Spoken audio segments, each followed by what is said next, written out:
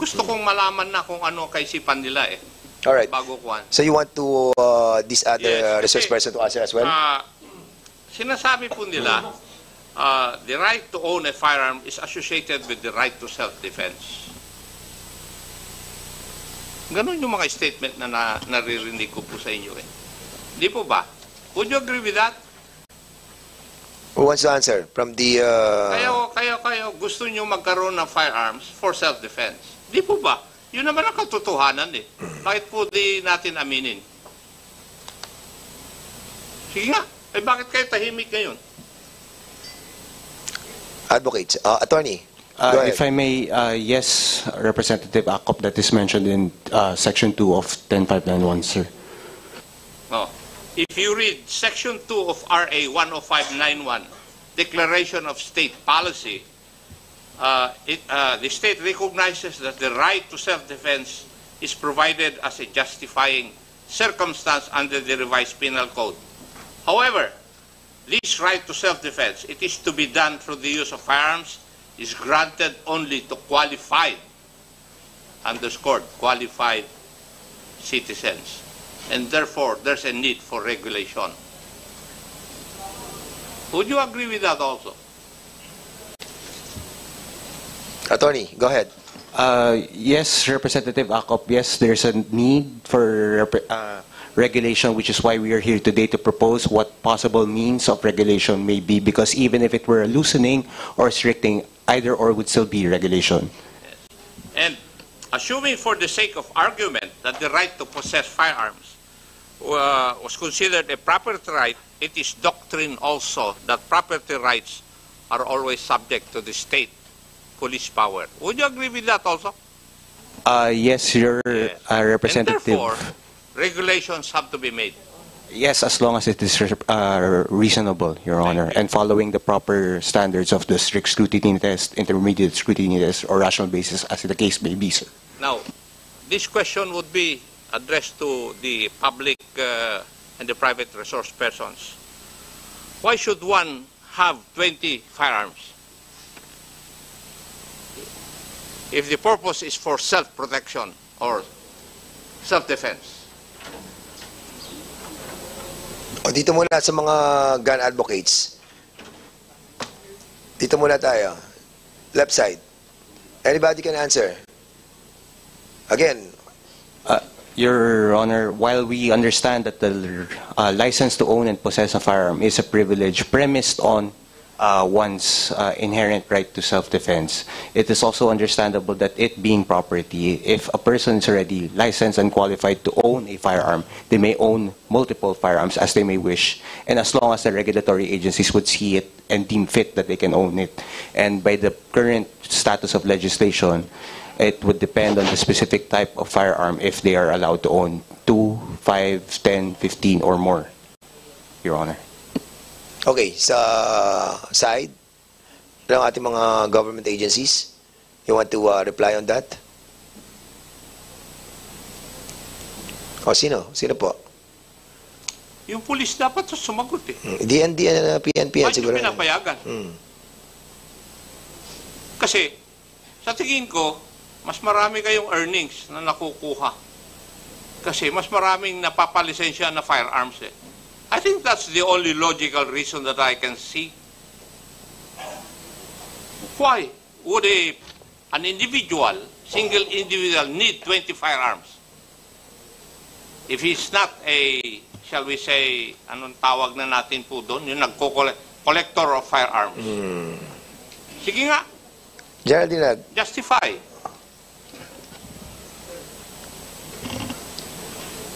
Mr. Chair, we have gun owners or shooters who likes to compete in every category. Merong pistol, merong revolver, meron din pong rifle. But meron din pong shotgun. Pero meron din po talaga, sir, napansin kami na nangongolekta lang po ng mga various calibers ng firearm. Under the law, meron kayong category ng mga firearms collector eh. Di ba? Yes, but you are not answering my question. What is the logic behind an individual owning 20 firearms if he is not a firearms collector?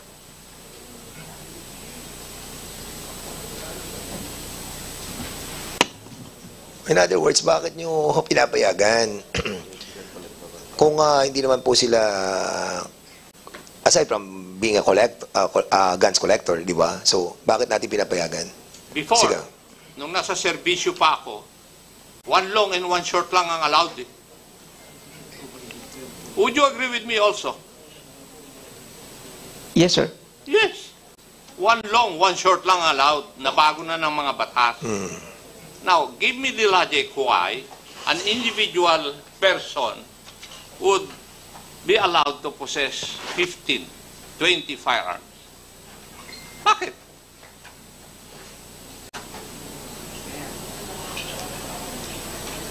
And why would the person need 50 rounds of ammunition, more than 50 rounds of ammunition? Except for those firearm, shall we say, involved in sports. Okay, Mr. Topacio, go ahead. Mr. Congressman, I can cite an example on why a person would need more than 15 guns. So, More than 20. yes. So before, if we talk about 15 to 20 years ago, ang uso lang po is a 1911 and a rifle.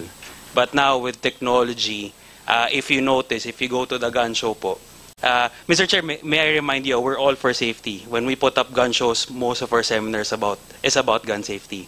We prioritize safety. Most shooters prioritize safety before they even shoot. That's the first thing you are taught.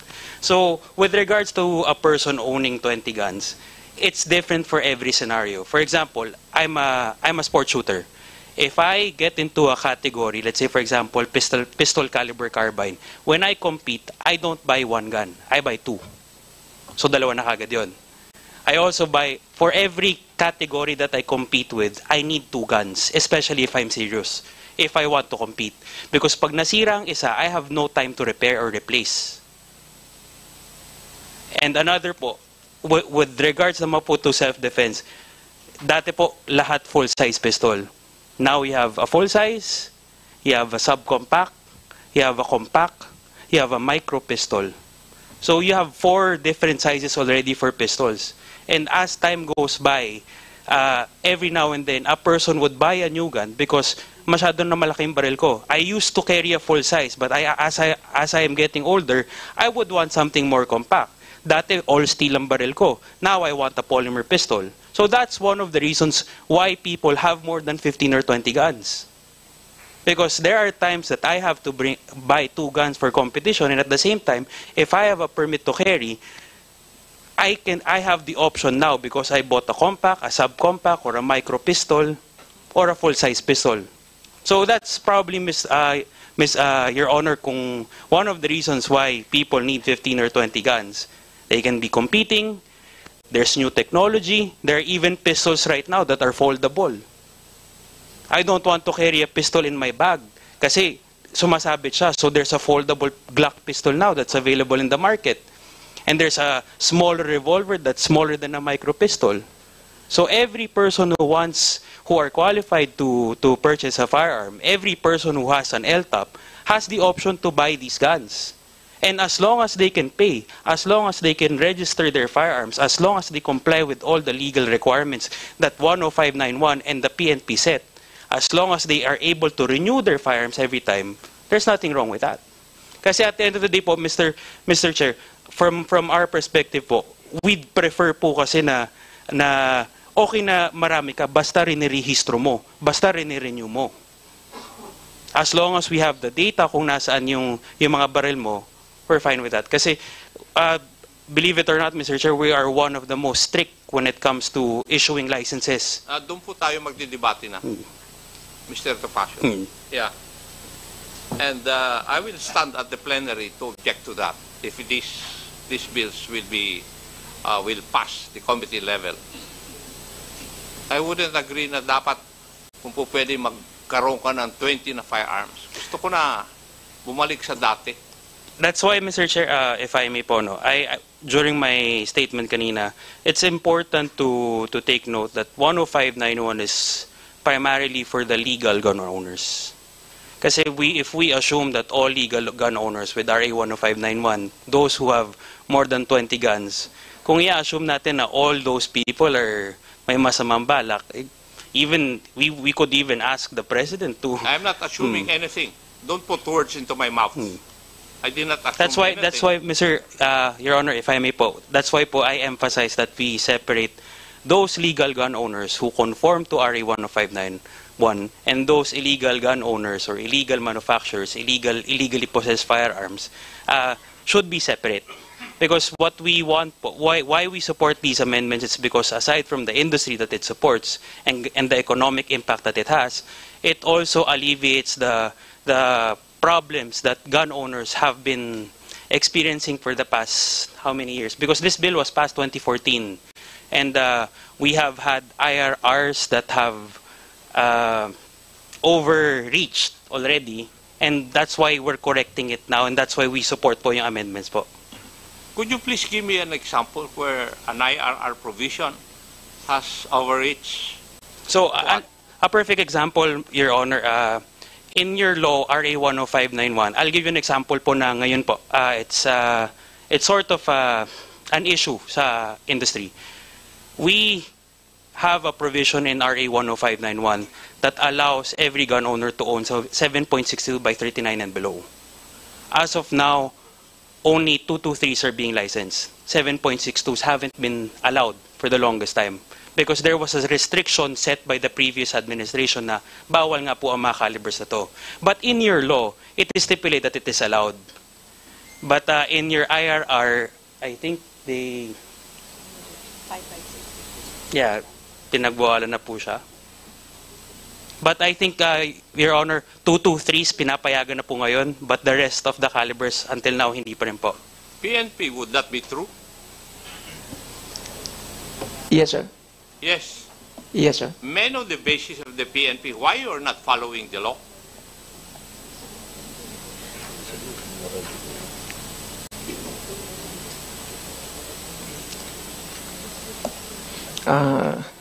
The regulatory function of the PNP, sir.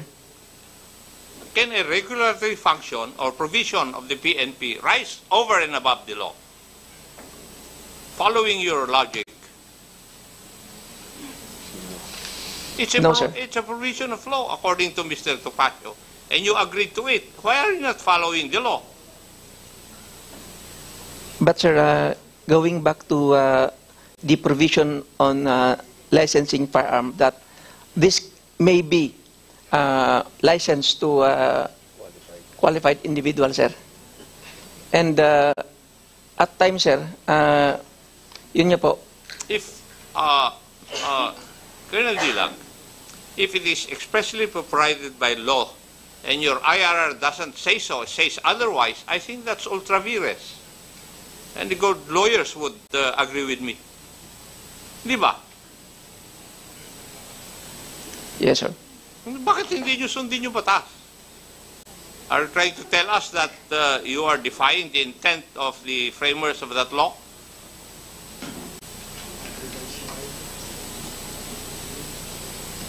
Yung sinabi ni Mr. Topacio. We'll look into it, sir.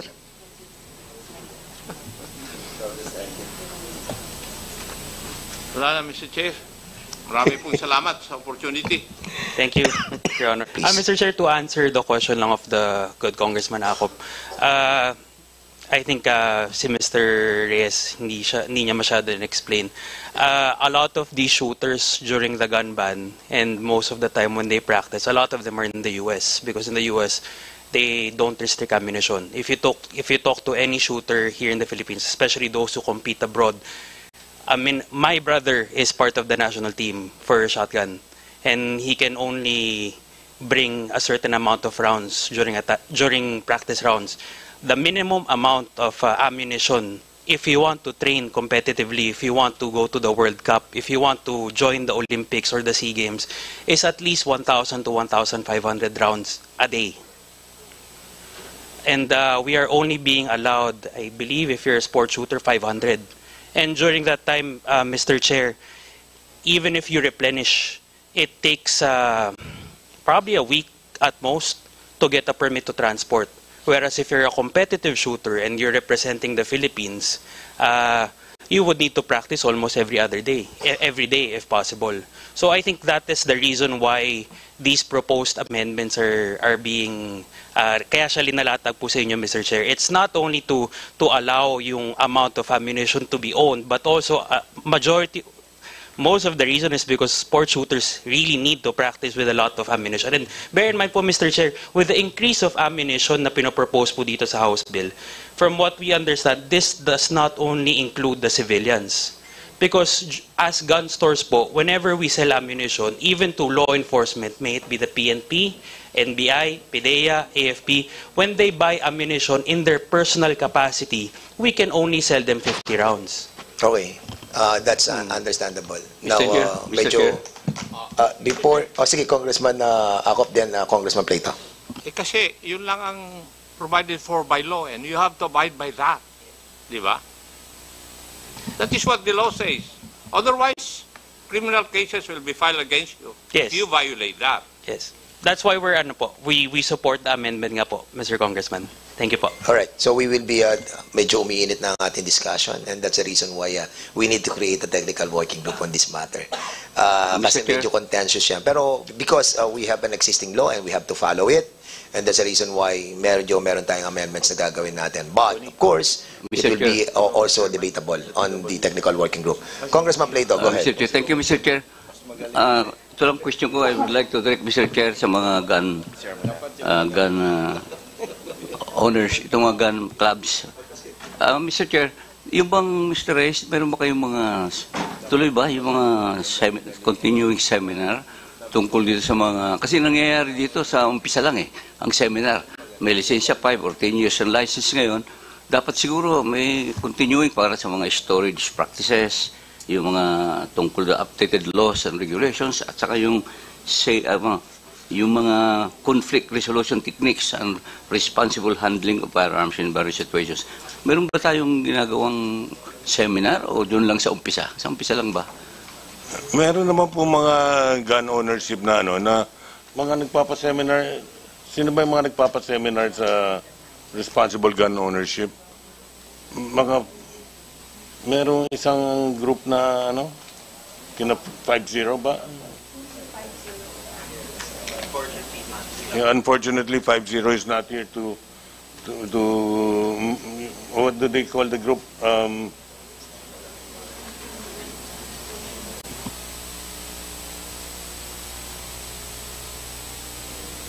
Mr. Chair, may I? Ma'am, you are now recognized, please. Sir, before one can get a license to own and possess firearm, they have to go through a gun safety seminar. Yeah, of course. However, along the way, many of the firearm dealers and those also who conduct shooting ranges have classes very often, which the enthusiasts are free to join, whether they want to learn more about how to properly shoot or more also on proper maintenance and following the law regarding the firearms and ammunition that they have. Okay, thank you, Sir Chair. Okay, salamat po. So we'll be proceeding to the next resource person from Mr. Charles Khalid S. Rico. Nandito po ba siya? Okay, sir, you are now recognized. Thank you, Honorable Chairperson, for having us. My name is Charles Khalid Rico, and I represent the online community of Philippine Ricochet Line. This is a YouTube and Facebook community that talks about Philippine gun laws and gun ownership in general. This is a 12,600 strong community, and we also are allied with the Jose Rizal Adventures. This is an online community that has over 56,000 subscribers in YouTube. So first off, I would like to express my gratitude for having us here. And just as a high-level overview of our stance on the House bills. First off, we are very thankful that we are having this discussion on amendments for RA 10591. I think this is very important to helping us all come to an agreement on how we can improve things so that we can make things better for law-abiding gun owners. So, first off, I would like to note that there are 3 Senate bills, just as a high-level feedback on what we have so far. For House Bill 00893, and this is the House bill that that requests, for example, amendments be made to increase the penalties on notification of lost firearms and on notification of address changes. We would like to express our reservations and even opposition to this, and we believe that we want to incentivize reporting of lost firearms and not to penalize it. So if we are to make sure that people report their lost firearms or change in addresses, we want to make it easy for them to report these things and not to punish them for it. This is very important because a lot of fellow Filipinos here, us here in Metro Manila, it's easy to do these reports. But if you're in the provinces, it's very hard. And for OFWs especially, this is also very difficult. So we would like to request that that we do not have these changes, because one thing that we also like to point out is that 100,000 is very excessive. Some firearms only cost 10,000, and then you're penalizing them 100,000 for its loss. So I think that's very unfair. So for the next one, we have House Bill 9718, which in summary limits the ownership of Type 5 licensed gun owners to just 20 firearms, and everything else is to be surrendered to the PNP-FEO. We would also like to express our reservations, even opposition to this bill, to this House bill, because with all due respect to this proposal by Brother Eddie Villanueva, this is practically legalized confiscation of hard-earned property. This is, well, pardon the term, legalized theft, and would be very unfair to people who own more than 20 firearms for you to just simply surrender it to authorities without any compensation whatsoever. I think that if we are to ever require something like that, there should be compensation at the very least. But even so, if that is the case, where are we going to get the budget for it? I would rather have that budget be spent on infrastructure and healthcare and education rather than on buying properties in excess of 20 firearms. You know, firearms owned by people who own more than 20 firearms. So I think this is unfair to those to Type 5 license owners. Another thing is that we would like to express our opposition as well to the requirement that we only limit firearms ownership to 50 rounds. This is also unfair to a lot of people who live in the provinces, because they have to travel very far just to get 50 rounds. And you're going to go through those 50 rounds in a day, especially if nakatira ka, for example, sa Batanes, ano? If you live in the faraway islands, you're going to spend a lot of time and money just getting 50 rounds, and then you're going to spend that very quickly, and you have to come back again and have to get the requisite paperwork for that, which is the PTTFA for each purchase of firearm, which is a big hassle to gun owners. Finally, for House Bill 11141 by Honorable Representative Dan Fernandez, we would like to express our full support to every part of this. This is very helpful to gun owners. And we have already submitted our 3 position papers on each House bill, and we will be more than happy to discuss this in detail in future hearings. So for that, I would like to thank you, Honorable Dan Fernandez, for this House bill. It's very helpful. Okay, thank you so much, So there you Mr. Rico. You have submitted to us your position paper. Okay, so we'll be distributing that to the members of this committee, and especially to the members of the technical working group that will be created in a while. So, Mr. Paul Ong Teves, ng Pistolerong Pinoy, you are recognized. Magandang umaga po, Mr. Chair, Honorable Congressmen, mga panauhin at mga resource persons. Una, nagpapasalamat po kami sa pagkakataon na ibinigay niyo po sa amin na nasa gun community na mapakinggan po ang boses ng mga responsible gun owners. Ako po si Mr. Paul Teves, mas kilala po sa online o social media, Pistolerong Pinoy. In behalf of the responsible gun owners or the gun community, nais po namin iparating sa kinauukulan ang mga sumusunod. Actually, marami po yung mga proposals na ito eh. Kung i-gather ko po yun, kulang po yung page ng aking ano. So ilan lang po ito sa mga proposals na gusto ko iparating ngayon. Yung iba kasi sinabit ko na po sa aking position paper. Ito lang po yung mga example po ng mga naisiparating ng gun community. Una po, yung validity po ng permit to carry firearm outside the residence o yung PTC FOR. Sa kasalukuyan po kasi nasa 2 taon lang po tayo, 2 years ano po. Ang gusto po namin o proposal po namin, gawin man lang po ito na 5 years. 5 years po, pero sana hindi po yung excess yung fee. Kasi ang nangyari po sa fee natin yung unang taon po, yung dati ang PTC FOR po ay 1 taon nasa 6,200. Nung ginawa pong 2 taon, na double the price po yun.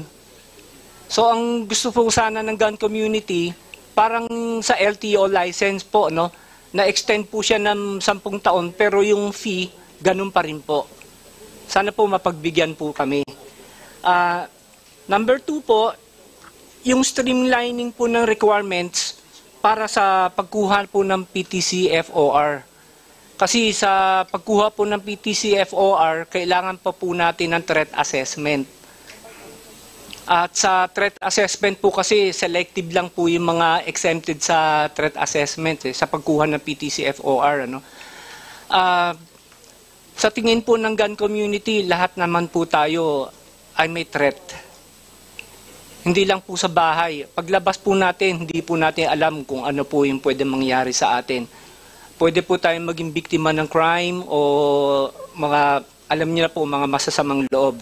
Sana po, prayers po namin, tanggalin na lang po sana yung threat assessment. And ito, last na po ito. Yung issuance po ng permit to transport ng 5.56 rifles o 7.62. Sa ngayon po kasi ang nai-issuehan lang ng permit to transport ay mga pistols, revolvers. Sana po mapagbigyan po tayo. Bakit po kailangan natin ng permit to transport ng mga rifles? Kasi po, para po makapag-practice po kami sa range, and hindi po natin masasabi, wag naman po sana mangyari, no? Pagka magkagulo po rito, kami pong mga legal gun owners ay pwede pong maging force multipliers. Kaya po, paano po kami magiging force multipliers kung yung mga rifles po namin ay nakatambay lang po sa bahay o nagiging paperweight lang po, nakadisplay lang po nasa gun cabinet? Sana po mga sir, bigyan po ninyo kaming ng pagkakataon na mailabas po namin ang aming mga rifles upang makapag-practice po kami. Huwag po kayo mag-alala, kami pong mga responsible gun owners ay dumaan po sa mga requirements po ninyo, neuropsych, drug test. Sumunod po kami sa lahat ng mga requirements, patakaran po ng kinauukulan upang makakuha po kami ng LTAP. Sana po it's about time na pagkatiwalaan niyo naman po ang mga responsible gun owners. Huwag niyo po kami pagdudahan o hindi po kami yung kalaban. Sabi nga po nila, Ma'am Gina, pare-pareho po tayong galit sa mga loose firearm.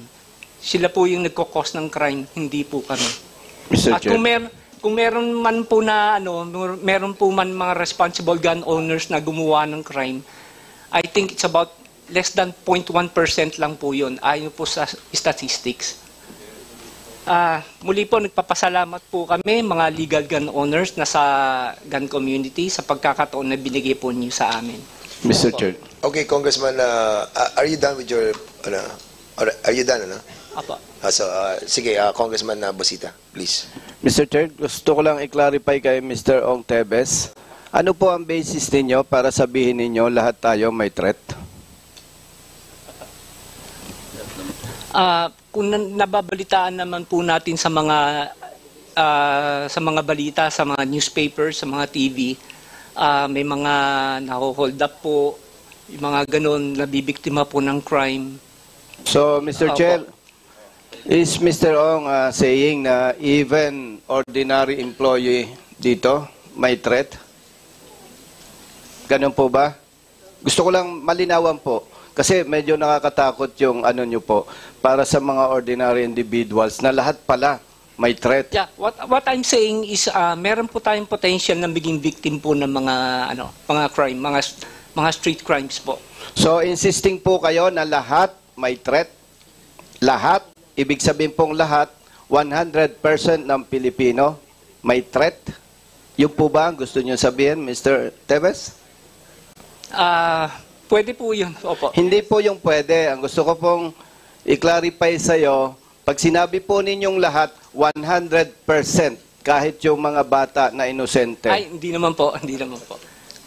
So, I stand corrected po, Your Honor. Paki-correct po ninyo kasi hindi po tama yon na parang sobrang gulo na sa Pilipinas. Ay, hindi naman po. Hindi po yung ibig kong sabihin, Your Honor. Pwede po ba, Mr. Chair, na ma-strike out yung kanya statement yes na po, lahat opo. may threat? Right, so there's a motion to strike out that Thank you po, that Congressman portion of your Busita. Thank position. you Mr. Chair, Yes, Congressman Ako, please. point of order. I think the resource person is willing to withdraw from his former statement. So there's no need for us to come up with a motion to strike out the statement. Opo, of the opo. I stand gender. corrected po. Sorry po. Okay, so we'll be striking that out. The COMSEC is hereby directed to strike that portion of his statement. Are you satisfied, Congressman Busita? Please. Yes, thank you, Mr. Kinorek ko lang, Mr. Chair, kasi yung ating pong mga kababayan, medyo naalarma pagka may mga information na hindi naman tama. Ang dami na nga fake news, dadagdagan pa natin. Maraming salamat po, Mr. I Chair. agree with that. We have to be careful with our statement. No? Sorry po, Your Honor. Yeah, no, we understand. But especially now that yung social media ay napaka-bumilis pumikap ng mga statements that are being delivered on every committee on the House of Representatives. So let us be careful. All right. So we'll be proceeding to the next resource person, yung advocate for better gun rights, si Attorney Brian Go. Brian Go. Good morning. Yes, sir. You are Representative. recognized, please. Thank you, the Honorable Chairperson. First of all, I would like to thank this Honorable Committee for inviting us all here and are gathered here today to take time out of their days to conduct a committee hearing. To reiterate some of the sentiments of the fellow resource persons, we would like to express support to the bill submitted by the Honorable Chairperson, and also I also would like to reiterate some of the reservations presented with House Bill 9718, specifically as mentioned by Attorney Rodriguez regarding the limitations of the number of the firearms, as well as the limitation on the amount of ammunition. I'm also a sport shooter with arms corps, and actually if we were to limit the 50 rounds to an individual, that's usually just one long course of fire, so it's not really enough. I understand that I also was able to submit a position paper to this honorable committee, to which I attached my Juris Doctor thesis, which with the help of the PNP, recognizing the presence of Police Lieutenant Colonel Tadeo, the Chief Legal Officer of the PNP, who aided me in that research and was most instrumental in submitting that. I've also attached that to my position paper for the consideration of this Honorable Milk Committee, and I'm also honored to be able to discuss some of those matters tackled there regarding proposed amendments and whatever comments we may have at the most opportune time. Thank you. Thank you so much. We'll be proceeding to the next resource person, Filipino Responsible Shooters Association Incorporated, headed by Raymond Alan O. Santos. You are now recognized. Maraming salamat po, Mr. Chair. House Bill number 9718, aralin po natin maigi, masyadong mabigat po yung penalties na ipinapataw po dito at lubos po naming sinusuportahan ng House Bill number 1141. Lalong higit po yung pagpapalawig ng permit to transport sa aming mga sport shooters. Dagdagan po sana natin kahit ilang buwan dahil pag outside the region, alam na po natin yon, may certain na bilang ng araw, kapos na kapos po yung bilang nito at from 50 rounds ay ang prayer po natin ay maging 500 lamang po, maging makatotohanan, pagkat kung 50 lamang po ang madadala namin, paano po kami makakapag-practice noon? So bilang sport shooters. Maraming salamat Mr. Chair at magsasubmit na lang po kami ng position paper namin. Maraming salamat po. Okay, last. Okay, huli na po. Si Captain Norman Pabia ng 7th Marine Brigade Reserve. Andito ba siya? Okay, sir, you are recognized. Thank you very much, Mr. Chairman. And to the members of the honorable members of this committee. We support the amendments to the current gun laws of the Philippines. To make it relevant to the current times and situation of the country. But we also, although we support, we also would like to state our objection and some on some of the provisions of the proposed bills. We will just submit our position papers on this, and maybe we can add some inputs during the technical working group. Thank you. Okay, thank you so much. All right, so any other person or resource persons who have been invited to, who wanted to give their position paper? And reminding all those who have been invited na i-expedite po nyo yung pagpapadala ng inyong pong mga posisyon sa isyong ito. And now we will be proceeding. Mr. Chair. Yes, Congressman Sergio Dagoc, you are recognized. Thank you, Mr. Chair. Before I forgot, mahirap kasi yung medyo may edad na Mr. Chair, madaling makalimot. I would just like to 86. I would just like to request, Mr. Chair, si Mr. Topacio ba yung nagsabi na they need 1,500 rounds a day? So, for purposes of discussion in the technical working group, we would like to request Mr. Topacio to submit position paper or undertaking that will confirm that really the shooters competing here or international competition needs 1,500 rounds a day. Mr. Congressman, we're more than happy to get our shooters to sign an undertaking stating that they need 1,000 rounds a day. Thank you. All right. So, okay. Any other members who wanted to? Okay. Chairman Acop, now you are recognized. Thank you, Mr. Chair.